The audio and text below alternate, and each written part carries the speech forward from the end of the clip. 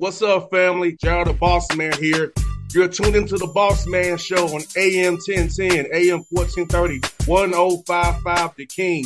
Let the King out at 105theking.com and the Bossman Show at bossmanshow.com. Hit me up on Instagram, The Bossman Show, Twitter at Bossman Show, and Facebook, Bossman Show. It's the Bossman on your radio. Listen to the Bossman Show with your host, JR, Saturdays at 9 a.m. right here on AM 1010, The King. BS3 Network, changing the way you watch TV. Yes, BS3 Network, changing the way you watch TV, covering content and hot topics from A to Z, sports, music, society and culture, movie reviews, you name it, we have it. Check it out on bs3network.com or check us out on Roku, BS3 TV on Roku, as well as check out your favorite podcast on all podcast platforms or Spreaker.com/BS3 Network. You are now tuned to BS3 Network.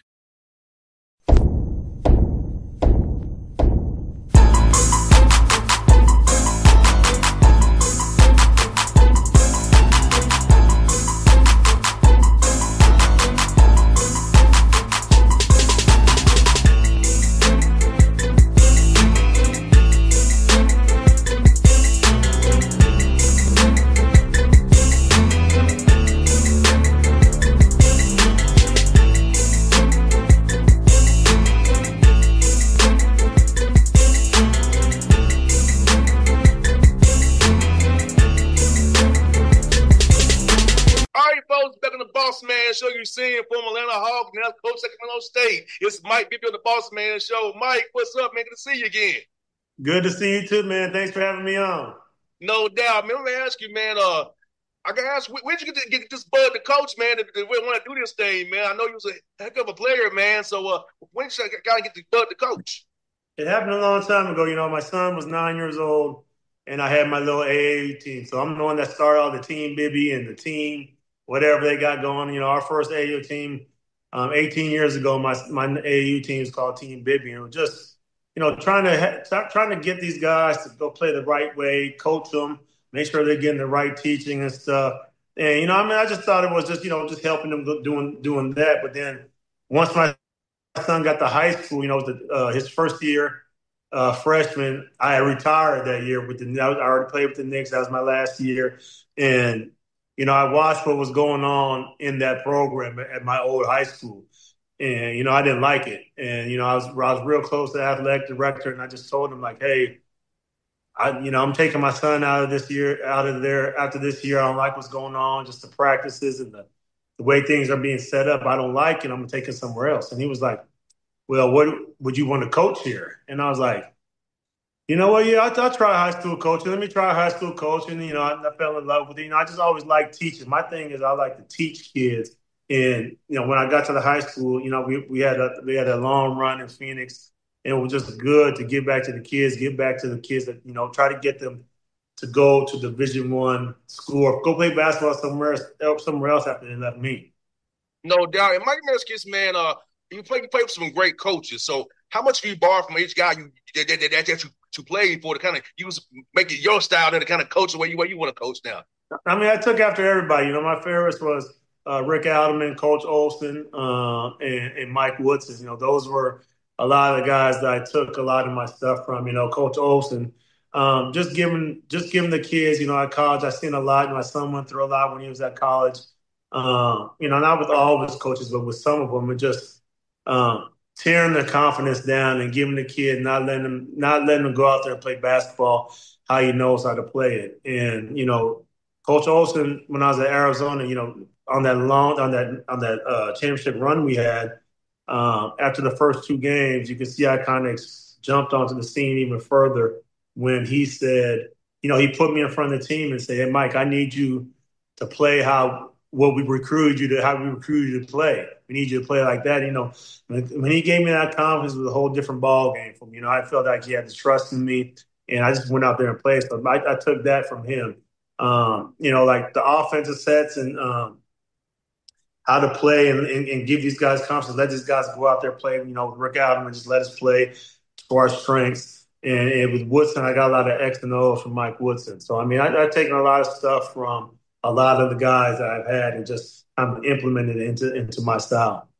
And Mike, the kind of come full circle. Woody's now lead assistant coach for the Kings now, and you're a coach at Sacramento State. Talk about how life is, man. You've all back in the same city coaching. He's back as associate head coach now. You're leading the Sacramento State Hornets. It is good. I bumped into him a few times, went and hung out with him at, a cigar lounge a few times. So, I mean, like I said, he was probably my favorite coach and probably best all-around coach as far as, a player's coach. And I'd be in his office every day in Atlanta, just trying to figure out how the guys felt and how I felt and what we're going to do next. And it was just good to be around to where, now he's back. I'm glad he got his foot back in the door. Even after Atlanta, I don't think that he got the right end of the stick over there, winning 54 games or whatever it was that he won over there and not get hired back. It's a travesty to see something happen like that with the coach. A lot of these coaches don't reach 54 games in 2-3 years. So for him to get in one and not to get a job, it sucked. Yeah, man, it's crazy. That was my first year covering the NBA just to see that, like, he won 50 games and now he's gone. Even in me as a rookie media dude, I'm like, it don't make no sense to me. That's how it goes sometimes. But he kept his foot in there. He coached at Indiana for a few years, and then he come back. I think Sacramento's hire and Doug Christie and Bobby Jackson was a great hire, and I think it's just as good hire to hire Mike Woodson and get some of his knowledge. No doubt. Well, I have one more question about Atlanta, Mike. Is this, man? Talk about the environment playing in Phillips Arena back in the day with Ryan Cameron and the organizers, like how the crowd would get hyped when making those runs, man. How cool was it to be in that arena when y'all was doing your thing, man? It was good, Mike Bibby for three. I still hear it today. I mean, when I came there, when I played there on an opposing team, it wasn't really because they weren't really winning that much.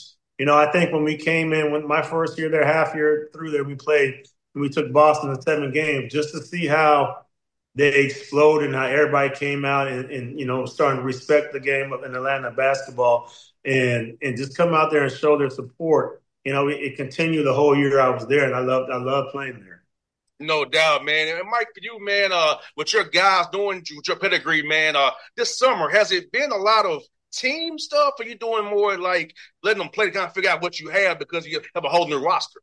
I got to teach them stuff. A lot of these kids coming in, we're running the kids that say, we've never seen this in the 4 years that I've been playing. Like, no one's ever taught us anything to this level that we're teaching. So my main thing is just to get them on the same page with each other, have them learn to play with each other instead of everything trying to go one-on-one. And, you play there good, everything will work out. You trust in your teammates. We have a lot of camaraderie stuff, bowling, top golf, stuff to where they could go hang out. We had them here all in the same apartment complex just so they could get around each other, hang out with each other. And everybody on the team is real close. And I think it's going to help us a lot. No doubt, man. And Mike, for you, and teaching these young men about being healthy, and because it's a long year, about eating the right way, the rehab, and the sleep aspect of it. Talk about that. Teach these young men about how to condition their bodies for a long year and play the style you want them to play. They're still young, though. Even when I was younger, I was still eating. I was still eating trash and doing stuff. We got guys that will help them with that. And my main thing is just try to make sure that they're good young men, they're respectful young men, and help them grow off the court just as much on the basketball court. And you kind of mentioned my next question I had for you. What's the pillars of your program that a young man must have to be a part of your program? What the values and core values of your program you want people to hear this interview back here in Atlanta and say, I might want to send my son out there and play for you? Somebody that wants to learn and somebody that's tough. It's not, I'm going to hold these kids accountable. I told them from the start, I'm not here to coddle y'all. And I told them that from leaving here, you're going to be able to learn how to do stuff yourself. You got a family environment here. I got my cousin, my son's coaching with me as well. And just to learn to grow up and, you'll be in situations to where It's that you can either make this decision or that decision, and one's going to get you in trouble. You got to make the right one because everybody. There's a chance for everybody to go play basketball pro, whether it's NBA or overseas. There's a good way to make some good money. I mean, it's not the $80 million and stuff that the NBA is making right now a year, but it's still a good amount of money monthly to where you can take care of your family and you can raise a family. No doubt. And you're going to train these young men on how to be a professional. I think that's the best thing about it because a lot of guys don't have that opportunity to play for a guy who knows what they're trying to achieve. You can teach them how to be professional, so it takes on off the floor, the dedication, the grind, and get the work. Because some guys think, well, I went to practice, it's all good. No, you got to do work after practice. You got to go get more shots up. You have to go do more working out. So talk about that piece, Mike, as well. I just told him, I just like the first day, who raised your hand if you got an extra working day? 2 people out of the 14 raised their hand. And I'm like, who here is trying to go to the NBA? Everybody raised their hand. I said, but that ain't going to work, right? I used to make 700 shots a day in between pickup games. So I go to the LA Fitness and sit there and shoot 4 shots while they're down the other side of the basket, wait till they come back and go back. And I made 700 shots that way. I used to be in the gym 4, 5, 6 hours getting up shots that way. Once I told myself, once I get enough money, I'm going to put a gym in my house where I don't have to wait for it anymore for people to shoot. So I end up getting a gym in my house. But like the first couple of years I was in the league, I had to shoot that way. And I made sure that I stayed, the 500, 700 makes a day to where now my jumper is second nature. No doubt, man. That work paid off. You was my ball him threes for sure. You been knocking them down from all over the place, man, for sure. And Mike, for you, man, with the NIL and the portal, betting a young man now, knowing he really loves basketball, he's in it for the money. How do you go about betting that with a young man figuring out where his why is, why he wants to be a part of your program and play basketball? I mean, I'm glad. I wish growing up. I wish when I was in college, I would have had a little bit of money.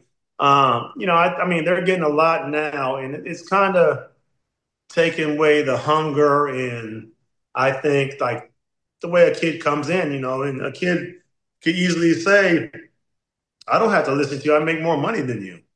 That's easy to say nowadays. And like I said, I'm glad that it wasn't. I would have loved to have it when I was playing, but I think that would have took my hunger because my hunger was like, I gotta go out and feed my family. I got to make sure I make it. And we've had a few kids that come in. The first thing they ask is, who's ahead of me? Who else are you recruiting? How much money I get? And I don't want those type of kids. Every kid that we have, money wasn't the first question on their list. And there was probably maybe one that maybe later down the line. And I know that he deserved money, but I want a guy that's going to come in here and work hard and that's hungry, that's going to push himself and listen to a coach to get you to that next level. I want the best for everybody on our team. I'm going to be tough on you to push you to be better. A lot of these coaches will let you get away with stuff at the next level you're not going to get away with. And like I said, that's a part of my coaching that I'm going to do, just try to groom them as a young man to be respectful, good people, and a good human being. You know what, Mike? My dad's a high school coach in Atlanta. He always put it in me to do the next right thing. And whatever that next right thing, he always told me about having a routine every day. So even me, 40 years old, I still go out and walk every morning. I still shoot ball in my backyard because of my dad putting me as a 4-year-old. So I'm still getting shots up at 40 years old in my backyard. So talk about having a routine and having a plan every day. Having a purpose for your day as a young man. Just for them, it's just like we have stuff that we have time set up. They could always get their own work in afterwards. But like I said, there was a quote I read from Kobe. It was yesterday that I shouldn't have to motivate you to be in the gym. If I have to motivate you to be in the gym, it's going to be tough. It's going to be tough to make you great. And you got to want to do it. You got to want to do it yourself. And, I didn't realize that till I got to college. And, I was never really a shooter. In high school, I was a scorer. I averaged 35 points for 2 years, but I could score I could shoot threes, but I wasn't really a shooter. And I didn't really have to do extra work in high school because I was a lot better than the guys. So, now I look back at it now, it's like, if I would have started a little bit earlier, who knows what it would have been. I got in the gym with Josh Paston when I was a freshman. And, we sat there and shot, 100 makes every day to start out, just me and him. And, he worked with me in my shot. And eventually I got turned into a jump shooter. So, now it's more known as a jump shooter instead of just a pure scorer. So, I mean, it takes a lot of hard work. And I don't think these kids understand. You got people that are behind them want the money more than them. And that's not good. And, everybody's telling these kids, oh, you're pros, you're pros. Not everybody's a pro. And, like, you got to be able to put in that effort. And what you think that is doing enough is not. You got 10 million, 20 million kids out there trying to fill 400 spots. Are you going to be one of those 400 spots? No doubt, Mike. And for you, man, I'm asking about scheduling games, man. How are you going to approach scheduling games non-conference? I know you have to get ball a little bit, but how are you going to schedule these games for your team and compete in that big sky, hopefully going to that big dance, man? I mean, like, I'm not going to duck anything. We play UCLA, we play Baylor, we play Cal. Those are the biggest teams that we play right now. And my thing is, everybody's like, well, you don't want to get beat up so early. I said, I don't care the beatings that we take. That will help you grow. You take beatings. You know what I mean? And I don't think that we're going to take beatings. I have a good feeling that we could come out and beat these teams. I don't care what school you're at, how much money you have. I'm putting in more effort than a lot of these coaches are putting in. And I know these kids are going to be ready to play. And my main thing is to get them ready for our conference play in our conference tournament, because we need to win that. We need to win the conference tournament in order to go to the NCAA tournament. So that's the biggest thing on our goal. The first game of the season don't mean nothing when you're at the end. So. No doubt, man. It's them days in Boise that matter at your level. So, yeah, you're right. Main thing is having your guys healthy so you can compete in those 2 days in Boise. That's the main. It's all that really matters is those 3 days in Boise. Yeah, that's all we're waiting for, man. Like, that's our main goal. I mean, we set goals for ourselves, win 20-plus games in the season. But we want to play, like I said, I've done that even in the high school. We're the only public school to be in Geico's national championship tournament for 2 years in a row. We're the only public school. Maybe Brandon Roy's team made it after us, but we played 50, 60 pros throughout the year. In a matter of 2, 3, 4 years, and it got us ready for our tournaments in Arizona. The schools we play there, we go on a 4-game winning streak in Arizona, a 4-year winning streak in Arizona, to where we don't lose. We lose one game by a half-court shot. It would have been 80 to 90 games after that. But that's our main thing, just get them ready for our conference play and get them ready to play big competition. So when we come to play the more mid-level schools, we'll be ready to play. Mike, I got two more for you, man. I want to ask you about, you mentioned Josh Pastner. Talk about him, man. He's a good friend of mine. He's a great guy, Georgia Tech here with Memphis. So talk about his growth as a coach and seeing him, what he's done as a coach and on TV as a commentator as well. It's really good TV as well. He was on TV. He's a good motivator. Like I said, he pushed me and got me to where I was at. Like I said, he had me in the gym, and he always tell me to snap my wrist, and had good talks. He was my roommate for a little bit, but he didn't want to play us this year, so I'm mad at him. But other than that, Josh is a great guy. I love his dad and his family. So, I mean, it was just good to see Josh getting a job, at a high profile school at UNLV. So glad he's back in the business. And last one, Mike, talk about for your players, man, being Sacramento, the capital of California, the opportunities for them to get networking-wise or internship-wise. But the student-athletes part is still important. They can really network. They use that talent right out there, the people they can run into to help them off the basketball. I mean, it's good. Like, a lot of people don't understand, like, the conference we're in, a lot of these places, like I said, we're the capital of California. And you get these places, like small places like in Montana and Idaho and stuff like that, to where a lot of these guys aren't getting the same kind of treatment that our kids are getting out here. Like you said, it's a lot of stuff that they could do out here. And, I don't want to say get in trouble, but there's a lot of stuff that these other cities and other places that they'll be playing don't have. And, these kids have to understand you're in a good situation right now. You got to make the best of it. No doubt. Well, Mike, it's good to connect with you again, man. It's been a long time since I was a little punk young reporter. It's been done court since a rookie. So I thank you for answering my questions, man. I'm good. It's been I was back in 2009. All right. Appreciate it, man. Thanks for having me on. It was fun, man. Good to see you. Best of luck to you, brother. You too, man. Thanks. BS3 Network. Changing the way you watch TV. Yes, BS3 Network, changing the way you watch TV, covering content and hot topics from A to Z, sports, music, society and culture, movie reviews, you name it, we have it. Check it out on bs3network.com or check us out on Roku, BS3 TV on Roku, as well as check out your favorite podcast on all podcast platforms or Spreaker.com/BS3 Network. You are now tuned to BS3 Network. What's up, family? Jared the Bossman here. You're tuned into the Bossman Show on AM 1010, AM 1430, 1055 The King.